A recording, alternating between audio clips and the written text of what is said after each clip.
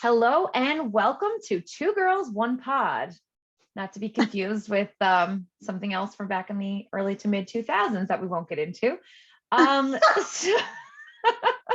if you're listening right now, you may have noticed that we have changed our name again. So two times. This is the final name change. The reason for this name change was, Crystal, do you want to touch on it a little bit? Yeah, we have very high aspirations for our podcast, and we fully believe that we can reach pretty big heights and reach a pretty big audience. And in all honesty, we just felt like maybe throwing that curse word in there might turn some people off. Do we have people that we want on the podcast? It's not even so much that it would turn people off, because I think the big thing about me and you in starting this is the whole why the fuck not mentality was yes. Who cares who it, disturbs or pisses off or whatever, this is us, take it or leave it. Yeah. But the way that I've been kind of thinking about it was, for one, it was hard to find because we had the asterisk in for the C. Yeah. So, if you're searching for the podcast, you had to know that asterisk was there in order to even find us. So that was one side of it. But then the other side of it is not even that somebody has a problem with the curse word. It's the limitations that it would have put on the people that we are going to interview and talk to, the stories that we want to share, and the platforms that they are able to share their story. Exactly. On. Yeah. So we don't really, we're not like, oh, we care about your sensitive ears, because it's we don't give a fuck. We don't give. This is how many we give. Right. For those of you listening, I just made a big 0 with my hand.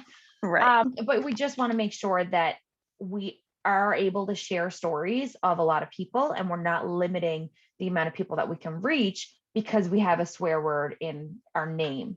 Right. Maybe that's not the maybe that's not what they want to put out, which we're just trying to be respectful, basically. 100%. Yeah. So besides that, today it's just me and Crystal. Crystal, so I have to say a couple of things. We talked about one of our first episodes. And I say one of our first episodes because we've been podcasting for a while before it was aired. And there's some things that we're not going to air, listeners. Maybe when we get really good and we know all of this editing stuff and we get some HD going on, we look great, whatever. When the podcast gets a little bit more high tech, better, when we get better, maybe we'll share some of our old stuff from the very beginning, but it's very clumsy and we just don't want to. Yeah. One of the things I will say is that from the earlier episodes, I mentioned, actually the very first episode, I said to Crystal, do you like my setup? This microphone is not actually attached to anything. It's not hooked up. It's not a wireless mic. Hello, see? It's not attached to anything. Why I speak into it, because I'm talking into it right now. It's a habit now. Yeah. We picked up these microphones because Crystal and I were going to start this podcast from my beautiful basement here that you can see my storage in the back, my office. So we were going to start this podcast from here, and we have this great equipment, great recording equipment, awesome microphones. And then our second wave lockdown of COVID hit. So we just had to go to Zoom, and we said, fuck it. Who cares about how great it looks? We just really want to share some content. So we decided to start recording. And in that first recording, I told her that I set up this microphone because it makes me feel more official. So I'm going to keep talking into it. Anybody who watches us on YouTube, it's not real. Get over it. Well, it is real. It's just not hooked up. It is real. It's just not working right now. And I mean, in a couple of weeks, we're in level 4 right now. So we're really hoping that we can do an in-person podcast soon, which would be amazing. Yeah, we're almost 1 week through. So by this time next week, we should know for sure, I think, whether or not we'll actually be able to go. We'll be together the following week, hopefully. As long as it's in time for May 24th weekend. We've got a trailer to sit in and record about s'mores and campfires. Right, exactly. I might wear this flannel again. Nice. A cat. I'll wear mine too. This is my mom flannel today. I'm momming hard today. Yeah. So, okay. And the other thing, speaking of momming hard, so I know we got back into the debate of side part versus middle part, whatever. I don't want to talk about it. But one thing I thought about today that makes me a bit old. I don't even think you do this. And I know you're older than me, and I'm just going to say that a lot on this podcast. But I don't think you do this. So I found myself, Crystal just gave me the finger. I found myself this morning when I got out of the shower, I used Calgon body mist. Oh, Jesus Christ. Was it like Hawaiian ginger? It wasn't Hawaiian ginger. I picked it up a little while ago because I was in Walmart and I went over and I was like, oh my God, remember these? I'm Yeah. pretty sure they only make them for us. Like, there's no way anybody younger than us is using this stuff. And I just had like this flashback of nostalgia. And then I smelled one and it was called marshmallow. And I was like, you know what I'm like with the marshmallow smells. Yep. So I love all things scented anyway. Crystal knows this because she's like my scent dealer. So she sells Scentsy for anybody listening. So I was like super, super in love with this smell. So I picked it up and bought it. And I've been using it this last week. I'm like, I'm not going anywhere. Right. So I'm using this fragrance when I get out of the shower. And I'm like, okay, I'm here with my Calgon body mist after my shower. I'm like, I'm 100. I'm officially 100. Yeah, but not really, because when I think about it, like, don't get me wrong, like the teenagers nowadays obviously are not into that kind of stuff because like what these children are at this point, 14, 15, 16 years They're old, are 20. not what we were. Because For that's one, when I started wearing that. It was like the cheapest way to get perfume. going off of those positive things that we just said. Mhm. So one thing that me and you have really been talking about for the last little while, actually, it's been over a Yeah. week. Like, we've been kind of debating, we have a lot of episodes planned out, and we've been debating kind of like when to bring out certain episodes. And one thing that we've been back and forth on is like the power of positive thinking Mhm. and holding grudges. Yes. So I think that they really kind of coincide. And I've been listening to recently Dr. Wayne Dyer. I hope I'm Yeah. saying that right. So You anyway, are. I've been listening to a lot of his stuff and reading some of these books, and he's got like these lessons to live by. So I mean, if anybody's wondering what I'm talking about, there's a really great quick video. I think it's like 5 minutes or 10 minutes on YouTube. It's called 5 Lessons to Live by Dr. Wayne Dyer. And it is I don't know if that's actually the channel that it's on, but if you type that into YouTube, you should be able to find it. It's a great little video. But one of the things that he says is there are no justified resentments. Yeah. And that's something that rings really true to me, because that's kind of, I know that me and you talked about this before. That is how I choose to live. So when it comes to, and we'll get into a little bit more of the meaning, but like when it comes to holding a grudge, he's saying that no matter what somebody has done to you, if they cheated on you, if they hurt you, if they murdered someone you love, like this is the rules that he's saying to live by. No matter what somebody has done to you, there is nothing that justifies you holding a resentment against them. Yeah. And his saying in that is because it only hurts you when you hold that resentment. Yeah, like he says in it, that really kind of like struck me. It's like you don't actually die from a snake bite. The snake bite hurts, but realistically it's the venom that's going through your system after the snake bite that actually kills you. Yeah. Right. So that was really kind of smart. It actually kind of reminded me of something that a friend of mine said years ago. But she always used to say to me, she's like, holding the grudge against somebody is like drinking poison and hoping the other person dies. Right. So I'm Always. giving you this look right now because I'm like, where's my note? That's one of my favorite quotes. Yeah. That is one. I once heard a quote that holding a grudge is like taking poison and expecting the other person to die. Yeah. That quote, I think I read that maybe 4 years ago. I was on Pinterest or something. And that hit home so hard. I was mad at somebody at the time. I don't even remember the fucking reason right now, honestly. Right. Yeah. And that's usually what happens. And I mean, sometimes it's bigger, sometimes it's deeper, but the other person that you're mad at doesn't care. Even know. And half the time, exactly, half the time they don't know. A lot of the things that we think up, we're thinking like, oh, that person didn't say hi to me at the grocery store last week or something stupid. Or I don't know, maybe they went out and they didn't invite you somewhere or whatever. Like, to sit back and hold a grudge about something like that, the person that you're mad at, for one, doesn't know that you're mad.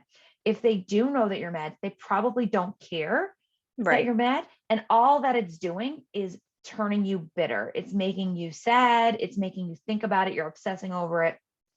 you're angry and you're hurt, and that is poison. Yeah. So you're drinking your own poison, trying to hurt them, and they're living life. Yep. You know, like the only thing you can control is yourself. Yeah. Right. Before we started like discussing off the podcast about this being a topic, Mhm. how did you feel about grudges? Because I know I said to you, I was like, I never hold a grudge. And you're like, well, I do. The funny thing is that it's not so much, I don't think that I believe in holding grudges as such. I like, the more we looked into it this week or whatever, and the more I've looked into things and I've reading things, I do have, I think I live more of like I can forgive you, but I'm never going to forget it. Right. Do you know what I'm saying? Like, so like we can move I'm not past. quite there. Like, Yeah. it might be more of a situation of like, I can forgive you for my own personal health reasons, but I may never be friends with you again. Now, see, I can get that. Like, say if a friend stabs you in the back for Yeah. whatever reason, It would have to be pretty bad. A spouse, say a spouse leaves you for somebody else. Yeah. Okay. Because this is something that happens very often. All the time. Yeah. And it leads to very, very bitter relationships. It leads to very bitter co-parenting. Yep. I think it leads to unhealthy like raising of children because they're put in the middle of it. Hello. Right? Exactly. So like this, you know, holding a grudge, I'm absolutely all about maintaining peace. So like if you can, you know, say your husband or your wife or your spouse, whoever cheats on you, and you're like, you know what? Like, get the fuck out for one. Like, you know, before. So I mean, it's gonna make you But angry. that's not everybody's situation either. It's not, but like say that happens, or your spouse cheats on you and leaves you for somebody else. Okay, so they're gone, you're hurt, you're angry. By holding on to that anger, like that person is gone, you're just making your own life harder. You know, like you said, if you like we're not going to stay together. I'm not going to get back together with you and pretend it ever happened. Like the wedge has been drawn, like the wedge has been pushed between us. However, it doesn't mean that you have to hate each other and hold on to that hate and that anger, right? Yeah. Same thing with like a broken friendship. So say you're friends with someone and whatever happens and you're not friends anymore. Like I've got lots of people from my past who I was friends with at one point and I'm not friends with anymore. Now, did things happen that made me separate from them? I don't honestly remember because I'm just kind of following my vibe. I'm going where my happiness takes me. And if there is something that kind of finds itself weeding out of my life, I'm going to let it go. Yeah. If I see that person or those people at the mall or out for a walk or whatever, I'm probably going to stop and have a conversation. I'm not going to be like, oh, that fucking bitch there, like hide me. Like and you know what? If I'm like walking down Costco waving at you like this and you ignore me, that's fine because you're not in that same headspace, you know? Yeah. So I can carry on with my day. I'm not going to sit and fester in my car after I'm like, she saw me. I know she saw me. You know, because who does that help? It just hurts you. Yeah, exactly. You know, so like, and you're focusing on the wrong things then. Exactly. So I'm with you, but I will, like, I understand you, but I still don't think I'm there. I think I'm the forgive and forget. I'm not the forgive, forget, pretend everything's great. I'm the move on. Right. Yeah. So I'll still like let it go. I'll forget about it. I'm not going to bring it up. I'm going to move on and be happy and hope you're happy and whatever. But like, you know, I guess I forgive and forget. Yeah, I feel like I don't know how to explain it really. I mean, I guess to a certain extent, it depends on what the situation is for me. Like it's very situational dependent. Yeah. In the sense that like, okay, you know, like you said, you snub me in the grocery store, I don't give two fucks. Yeah. Like I don't care. It makes no difference to me. You know what I mean? If we're not good enough friends that like realistically we don't see each other on a regular basis, it's not going to hurt my feelings that you didn't say hi to me in the grocery store after I haven't seen you for a year anyway. Whatever. Yeah, you know what I mean? Like who cares? Yeah. But that being said, I think like it depends on how deep the scar is sometimes Yeah. on how, like, I had honestly, just full disclosure, the person who said that quote to me about the poison and stuff. Can you hear the dog panting? A little bit, yeah. Yeah. That's My God. awesome. Anyway, Whole life. right? Seriously, go lie down. Yeah, like the person who said that to me was a coworker, and it was years ago. Like, oh, before I even had Cole. Yeah. So I can't hear you. Are you muted?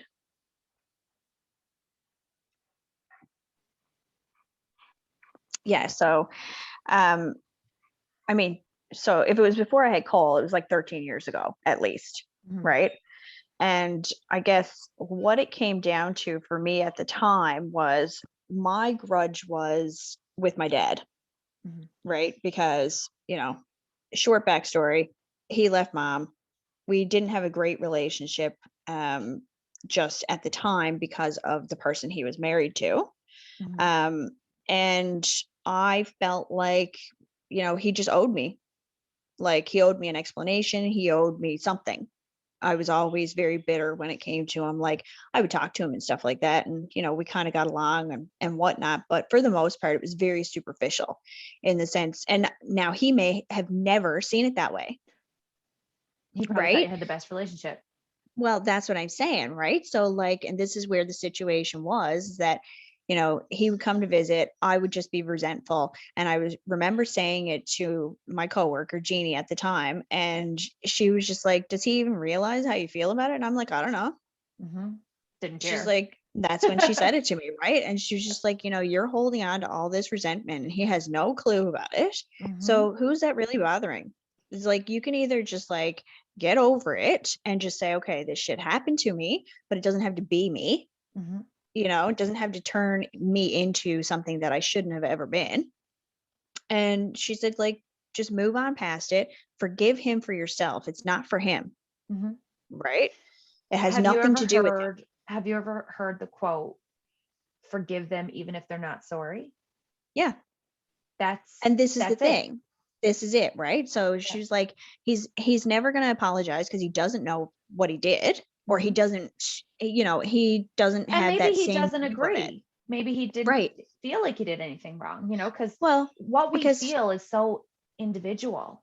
it's completely subjective because to Yeah, him, he did what was best for him, exactly. which makes complete sense. How can you always do what's best for other people and then stay Can't. true to yourself? It's impossible, No. right? So basically at that point I was just like, well, shit, like she's not wrong.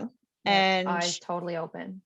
yeah, right. And I mean, when you're 20 something, your eyes are not 100% open anyway, regardless of your situation. You know what I mean? Yeah. Anyway. But I took that to heart and I more or less just said, you know what? Like, if I want to ever have a good relationship with him and I want my children to have a good relationship with him, I need to get over it. Like, this shit happened years ago. You need Mhm. to move on, Yeah. right? For yourself, for your children, and for him, more or less. So Right. how much lighter did you feel after you did that? Like when you let it go, did you feel a weight, like a weight A little lifted? bit, yeah. Like, I mean, because the other thing is that I think part of my grudge was that I had this expectation of him. Mhm. Right. So, like, I was holding on to this grudge. I was pissed off at the world. I had this expectation of him to understand that I wanted this from him, but I never told him that. You know what I mean? Mhm. And we And can't read minds. People can't read minds. no, Well, some none of can. us can. Yeah. But, well, I mean, most of us can't. You know what I Yeah. mean? Yeah. But more or less, I just kind of like, I felt better because it was like, okay, I'm just not going to put these expectations on him anymore. Whatever he does, he does. And he's not going to change now. I mean, he was in his 50s, like now he's in his 60s. You know what I'm saying? Like, if you're not going to change how you are at that age, you're never going to. Yeah. You And I know mean, what I the mean? other thing is too, like he would have to conform and change who he is to maybe make you happy. Right. And it's Exactly. one of And those things that like why was his happiness making you unhappy? It was because of the way that it happened, yeah, right? The way yeah, that it unfolded. But like he can't go back and change the past. No. all he can do is live in the present moment. That's all any of us can do. Exactly. And I was literally holding a grudge against him for things that he had done 10, 15 years before that even. Right. Right. So I legitimately, I think I held a grudge against him for a good almost 20 years. Yeah. Right. Which is ridiculous when you think about it. Like, how much time did I lose just wasting energy? Angry. Yep. Right. And feeling like, nothing was good enough. And realistically, that's what it did. It just it made my life worse. Mm-hmm. Right. I accepted things that I probably should never have accepted, in my own life, because I devalued myself because I was, holding on to this anger and resentment. Like, it was just too much negative, Yeah. you And know? anger and resentment is like a cancer inside of you. Yeah.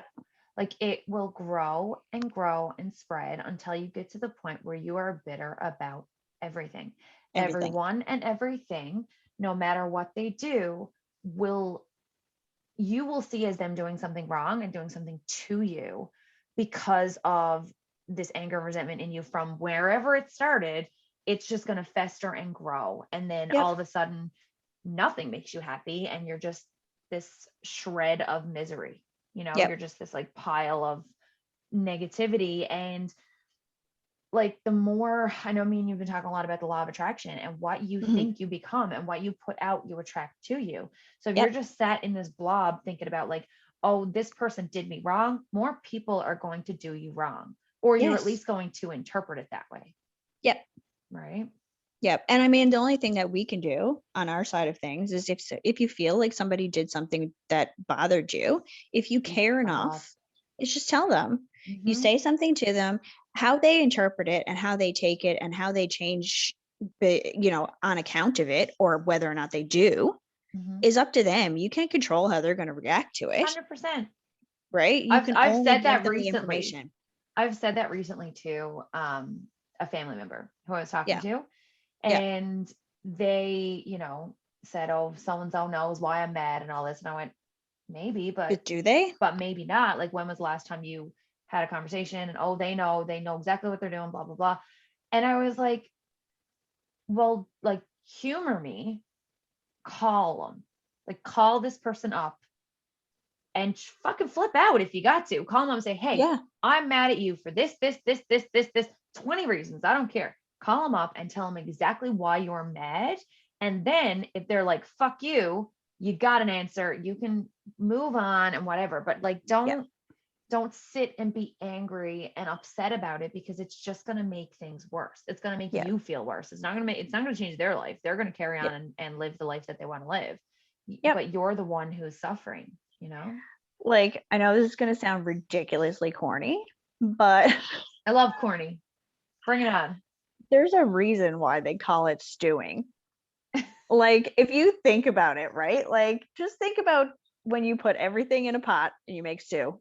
Mm-hmm. You're boiling that shit down, and literally it all just becomes the same thing if you leave it long enough, right? Yeah. That was the most stupid analogy. I love it. But But that was probably a moment of clarity for somebody listening, well, maybe, you know what I mean? But it's true, because at some point, it's like all of the things that were put in together are all just going to boil down and become the same shit, Mm-hmm. right? And then I'm And it's just not going even to be going a to be fit lump to of eat. anger. I'm just going to be this garbage lump of like hating everything. Yeah, Don't exactly. let it Right? get that far. If somebody's listening right now and you're mad at somebody or you're holding a grudge, there are no justified grudges. No. There And the are other no side, justified resentments. no justified resentment, because the thing is like you said, I mean, you're sitting down and having a conversation with somebody, like, people see things differently. Like, you and I could be having one conversation and I could take something that you said completely different than what you meant it. Like, so now you're pissed off at me because I said something a certain way, Yeah. and that's not how I meant it at all. There's Right? also, so I did this neuro-linguistic course. Yes, Do I you remember I was remember telling you about it? So Yeah. one of the cool things that I took from that was that, and I know I'm gonna get the details wrong, so let's call it like a broad idea. But Right. basically what they said was that our brains, our individual brains can only take in so much information at a time. So like Mm-hmm. in this very moment right now, I am downloading all kinds of stuff into my brain. I'm downloading like you on the computer screen, the books that are behind my computer, the room that I'm in, the sun shining outside, the temperature in here, whatever. I'm downloading all of this stuff into my brain. There is stuff going on right now around all of us that we won't even register as happening Right. because our brains cannot comprehend the amount of stuff that goes on at the same time. Mm-hmm. Okay. So the way that that works is that I'm going to download things different than you. So me and you could be having the exact same situation. So not even me saying something the wrong way, but me and Right. you could go and I don't know, go to the fair, go to a movie or whatever. And we could remember the exact same night completely differently. Yes, because we Right. experience it differently. That's just Absolutely. a personal thing. My mom always says, and she said this forever, and I always quote her, growing up, that there's three sides to every story. There's Yep. the two parties involved and what really happened. Yep. And the Because truth in between. exactly, because I'm going to tell you my story from my perspective. You're going to tell me your story from your perspective. And then there's this all-knowing universe who's like, it's not what happened. Like Yeah. the But way it that's really true. happened is not the same as how we remember things. No, exactly. And I mean, one good way for like that I found for people to figure out, say, whether or not you're seeing things the same is we did an exercise one time at work. And I don't know if you've ever done it, but it's just like, okay, well, one person has to look at this picture, right? And the other person has a paper and pen, but they can't see the picture. So I have to Mhm. describe the picture to you. And the whole idea is that I'm looking at this picture. You have no idea what it is. I can't tell you what it is. I just have to tell you how to draw it. So Wow. I'm going to give you the description, and I want basically to get you to draw what I'm looking at. But the way that I say it and the way that that person interprets it may be Totally different. completely different, right? So what ends up happening generally is that depending on how well this person that looks at the picture actually gives the direction and that person is receiving the information, determines whether or not those pictures look anything at all like. Right. Right. And how And often let did me they tell look you, alike? Never. Because never, it's just almost never. we're all different people. Yes. We are all different people. We all have our own thing going on. I mean, Yep. especially too like in this pandemic world, like Yep. this last year has been a year like no other. You know, the No. people who have experienced this same thing, I don't even know if they're around anymore. No, You know, exactly. like it's just been so long. So this is a once in a lifetime kind of situation. And some people are taking it and running. Like so many, Hmm. I think we mentioned last time on our show, so many people like Yep. great things have come from the pandemic, but there's also Hmm. been a lot of despair, a lot of depression, like a lot of sadness and hurt and anger. So like I really think that we need to sometimes kind of look out, like take a minute, reflect within, Yep. but then also like And try realize to that change people our have thoughts. stuff going on, right? Yeah. Like, don't immediately jump to the conclusion that, oh, well, this person is whatever because, now they're ignoring me. Well, one Well, of I our don't know close what's friends, happening. exactly, one Yeah. of our close friends, and you know exactly who I'm talking about, wrote me, maybe it was a year or two ago, but I can remember she specifically was like, I sent so and so a message. I can see that she read it. She never wrote me back. Like, what a bitch. I just wanted to ask her a question because it was somebody that she wasn't close to. And Right. she sent her a random question. I don't know, about like the neighborhood she lived in, we'll say. Right. So it was Yeah. something completely random and just kind of she was curious. And she was like, oh yeah, she never wrote me back, blah, blah, blah. And I mean, I should clarify, she was asking me because I'm a real estate agent. So like she came to me after and being like, okay, well, what's this neighborhood like? It Right. wasn't like complaining to me about a neighborhood. So Yeah. anyway, and I just remember being like, okay, well, like I gave her the details on the neighborhood, but then I said to her, I was like, that person, like just in her defense, not that I'm not trying to be on your side, probably opened that message and then her kid probably fucking like hit its head on the floor, like especially coming from my experience because Scarlett's always face Yeah. planting or Yep. running into a wall or whatever. So like I'm like, she probably opened it and something happened. She was probably, because this happens to me all the time, so anybody listening, if I've opened and read, quote unquote, read your message and didn't get back to you, I probably didn't actually read it. So Yep. sometimes I'll be text messaging, and because of the phone that I have, when Me too. you send me a message, it pops up and my thumb will hit it and I'm like, what's happening? And I just delete the message, or I put it away. Like I put the little bubble back into the little garbage can, because I'm like, I will deal with whatever the hell just popped up later. I'm trying to finish this message. And like, sometimes I have like thumbs of fire where I'm just like texting crazy because I'm in the middle of work, or I don't know, texting you an idea or something. Right. But you know, like I've got quick thumbs.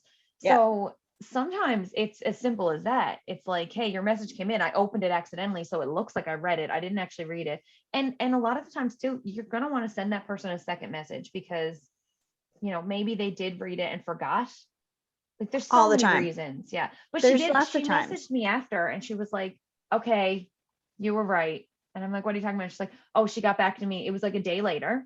Like she got back to me and gave me the answer I was looking for. She said that she apologized, and it was the same thing. It was like she opened it up by accident and didn't actually have time to respond at that moment. So she just kind of put it aside. But this and once the notification's gone.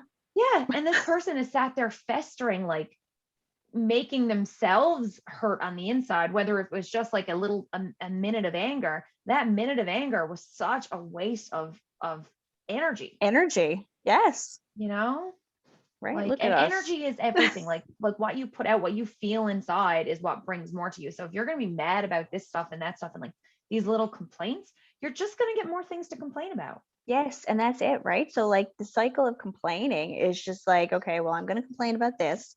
And then all I'm going to keep getting is more complaints because that's what's out there. Yeah. You can warm that up. Sorry. Side note, Crystal was talking to one of her children. If you're not watching us on YouTube, you're here listening. You don't know. But yeah, I mean, like if you continue getting into the cycle of complaining and your negative headspace, and it's so easy to fall into it because like I think that there's studies out there now. I don't know for sure because clearly, you know, I'm not like a neuropsychologist or whatever. But hold on. I know you're shocked. You're not a neuropsychologist. Is that even a thing? I don't even know if it's a profession or word. Like, do those words go together? Hold on. So what you're telling me is that you're a fraud. I started this podcast with you for your neuropsychology degree. Tricked you. Sorry, we sidestepped. Continue. I'm a little sarcastic. But yeah, so like realistically, I mean, clearly I have no degree in psychology or whatever, but the thing is I'm sure that there is scientific research out there that actually shows that like negative thoughts are so much easier to multiply than what like a positive. Like it takes longer for you to actually retrain your brain to constantly think positively.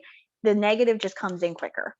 It does. It just happens faster. A lot of it too, I think it does go back to your blueprint of like growing up and what you were exposed to. So like if your parents complained about everything, you're probably going to complain about it. Exactly. Right. And I mean, I'm not going to get into a nature versus nurture debate. It's just something that I did read once about blueprints and how, you know, some things are kind of instilled in you from what you're learning as you grow up. It doesn't mean that's the way you are and that's the way you're going to be forever. So we won't get into that debate, but you know, that is definitely something that I think to be true. So like a lot of the times as adults, we have to rewire. We have to stop and think like, okay, was that thought necessary? Like I'm reading a book and I think you're reading the same one, right? It's called Secrets of the Millionaire Mind. And it's such a fucking good book. So anybody out there who's looking, feel free to shoot me a message. I'll put a screenshot of the book cover online. So in this book, this guy says, you know, he was watching TV and you're probably not at this part yet. So I'm just going to spoil it. And Halle Berry was on and she was talking about, I just finished it. Did you? So like, he's talking about how she just signed some movie deal or whatever for $20 million. And she was like, no, like I didn't do it. I don't care about the money. I did it to pave the way for women coming behind me or whatever. And this guy said that his first thought was, yeah, I bet you didn't do it for the money.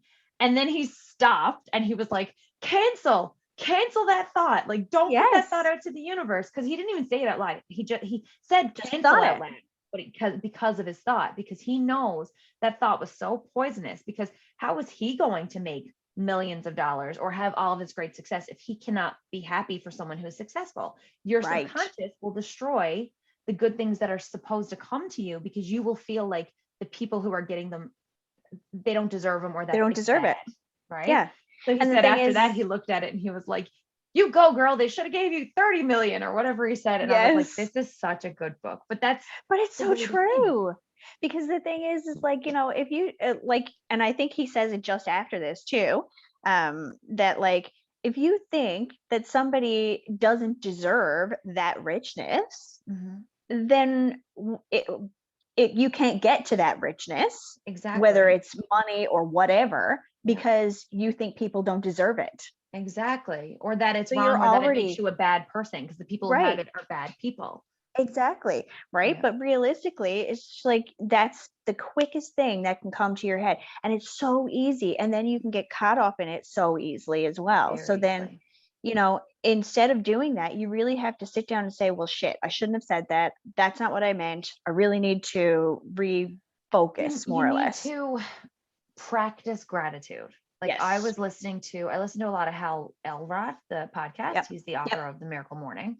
Right. And his podcast, he talked about, there was one day, and I remember I was walking my dog on the trail in the sun, like come back summer. But I specifically remember what I was doing when this hit, because it was so profound.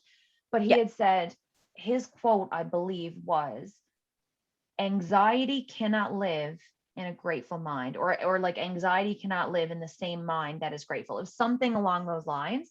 Right. Or in a mind that practices gratitude. And what he meant by that, like I'll explain, because I'm not going to get into a debate about like neurochemical makeup or actual, mental health issues. But what his point was that if you wake up and you are purposeful on seeking gratitude, and you are purposeful on making a list of things that you are grateful for and you appreciate, like instead of looking at something and being like, oh my God, I'm still in this house, it's too small for me, I really wish I had a bigger house or whatever, you wake up and you think, oh my God, I'm in this house. There is a roof over my head, I can turn my heat on at night. Like just switching. It's such a quick switch. Yeah. But when you switch your brain to think appreciation, how can you constantly think about how shitty your life is when you're purposely thinking about how amazing it is? So it does take a lot of training, but he said, if you can train yourself to have that grateful mind, you can actually wire your brain so that it goes to the happy stuff first, as opposed to the negative that we're wired for, or that some people are wired for. Right. He says but it's literally like everything. It's the same thing as like, okay, well, I can't go out and run a marathon today. I've got to train for it. But then once the time comes that I want to run the marathon, I'm just going to be able to do it. And if I keep practicing and I keep training, I'll be able to run any marathon at any time at all. Exactly. Right. So it's like you have to train your brain just like you have to train your body. Like you need to make sure that all of this works together. Yes. Right. Absolutely. And same thing with like attracting good into your life. You're not just going to think, I'm going to win the lottery and win the lottery. No. It doesn't work like that. You have to think. They say to start small. Like if you're practicing the law of attractions, there's been a lot of law of attraction. There's been a lot of things I've been reading where they talk about, like, there's one thing, it was like, ask the universe to show you a purple car, because it's such like an unseen color. Like you don't see that very often. So I mean, just ask and look for the signs. So they say start small, and then once you start getting this reassurance that what you're thinking about is actually coming to you, then you start going bigger with it. Right? So like, I know, have you ever heard the Jim Carrey story? With his $10 million check? I'm so obsessed with Jim Carrey. Oh my God. I love him so much. He's my philosopher. I swear to God. So the $10 million check, yes, is one story, but the thing that really hit with me. So anybody who doesn't know this story, Jim Carrey back in like 95 or in the 90s, early 90s, he wrote a check. So this is before he was famous, and he wanted to be a famous actor, and he believed in himself. He knew he was going to be big. So he wrote himself a check for $10 million for acting services rendered. And he said that he was going to give himself 3 years to get this $10 million. And he said he folded it up and he put it in his wallet, and that was it. It just like, it got torn and ripped and whatever. And it was right before the 3-year mark. he still hadn't made his $10 million. Mm. And he said that he was at Thanksgiving with his family and he got a phone call, and the phone call said, you just got picked up for, I think it was a Dumb and Dumber, and he made $10 million. So I don't know the details about if it was that movie or how he made it or whatever, but he got a phone call that you made $10 million. It was right by his deadline that he had determined, this is what I'm going to do by this date. Now, that doesn't mean if you write yourself a check for $10 million, you're going to get it because you wrote it down. But what he said, and this is what I really took away from it, and this was like my mind fucking blown, was that he would go, because I've been looking at the law of attraction for the last year. And I'm like, okay, I get it, but I don't really get it. And it kind of works, but it doesn't really always work. But I still believed in it. I just didn't believe in like what I was trying to attract. Mm-hmm. And he said that he used to go to like this hill or wherever he would go and sit in his car, and he would picture himself getting these calls from directors and getting these calls from producers and being hired. He would just picture that. And he said on his drive home, this is what got me. On his drive home, he would think to himself that like, it's happened. I'm already hired for these roles. I'm just not there yet. So basically, like the universe has already created this. My timeline just hasn't hit the timeline where this happens. I'm just ahead of it. And oh man, that was, where'd you go? Sorry. For anybody listening, Crystal dropped her phone. Crystal dropped her phone. But yeah, so like that was something to me that was so, it was like, that was what I had been missing. About how to attract things to you. You have to think about it, and you have to see it as and believe it. You have to know that this is going to happen for you, and you just have to have unwavering faith and then put it out to the universe and wait to collect. Right? Pretty much. Really cool. But you can't do that if you're thinking negative thoughts. No, my gosh, no. And if you're holding grudges, you can't. And if you're holding grudges, can't hold a that's grudge. Negative. It's negative. Again. You have to live your life and be at peace with the life that you have while you're waiting to get the life that you would prefer. You still have to be grateful for what you have and grateful for the people around it. And if somebody brings your vibe down or somebody does something that pisses you off, it's okay to let stuff go. It's okay to let go. People go. It's okay to remove people from your life if they're not in line with what you are trying to become or what you're trying to do with your life. Sometimes, like they say that people are in your life for a reason, a season, or a time. Mm-hmm. And it's okay for any of those reasons. Like, you know what I mean? And if like let it go. If you sit and you're like, I wish so-and-so would hang out with me again. I wish this one would call me, or I wish this one would have a better attitude. Fucking just leave it all where it needs to be. If it's in the past, it's in the past, leave it there. And you also can't just sit around expecting people to know what you want of them. You have to ask. The same you thing have with to the ask universe. For it. The same you thing can't with just the universe. Sit around and expect money to fall in your lap. You have to go work for it. You have to. It starts with intent. You need an intention. Exactly. You need to say, okay, I want more money. Okay, how am I going to get the money? So like, yes, put it out to the universe that you want more money, but then find a way to make the money. you know, and I know it sounds crazy, but like, because people are like, oh, it's not that easy to make money. But what it is that when you put the intention out there and that that it's going to happen with your unwavering belief, like I'm going to make $1 million this year, you put it out there and then you work toward whatever ways you think you're going to make that. But at the same time, follow your instincts, follow your gut, because the universe will guide you to fulfill that, intention. Right? Like if you're hardwired to look for opportunities will come to you. Always. Right? So, look at this opportunity. Hello. Right? Loving it. Worldwide. It's happening. So that leads me to, remember I told you that I was going to challenge you, but I didn't want to tell you what it was going to be until we talked. Yes. So I now I have 2 challenges, because as I was writing out one challenge, I was like, oh, this is also a good challenge. So they're really easy, and I think you're going to be super pumped about it. Okay. So the first one we both read in our Secrets of the Millionaire Mind book. Okay. No complaining for 1 full week, 7 straight days.